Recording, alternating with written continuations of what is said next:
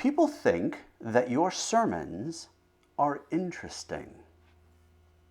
For the word of God is living and powerful and sharper than any two-edged sword, piercing even to the division of soul and spirit and of joints and marrow, and is a discerner of the thoughts and intents of the heart. Hebrews 4:12. Interest. It's a word which expresses both the subjective and the objective.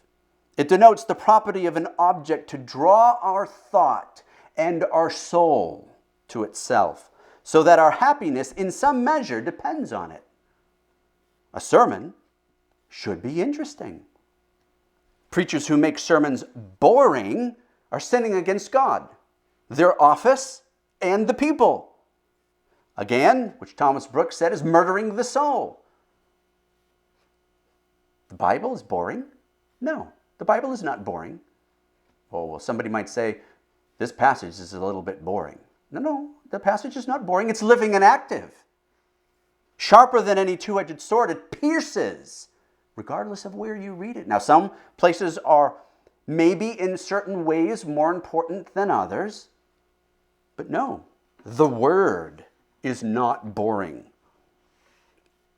That is, not saying that because everything is regarded by a Christian in a Christian manner, everything must become a sermon. Not necessarily. The interest of a sermon is not only of a religious, but of a Christian character. No subject is to be treated which does not reproduce without effort the characteristic traits of the gospel. Schott, Pastor Schott, gentleman in church history, says that the sermon is to consist of doctrine so far as it has a practical bearing, and morality in its immediate and natural relation to doctrine.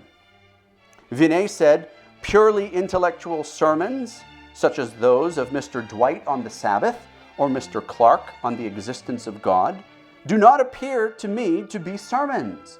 Not that I would deny that there are times and places in which such discourses may be preached, but the idea being is just because you give a theological lecture about something doesn't mean that you've engaged in the art of homiletics, in the art of preaching. There's a difference between a sermon and a theological lecture.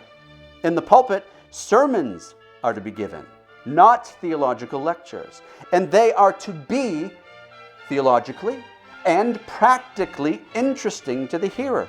And it's the job of the minister to create that interest.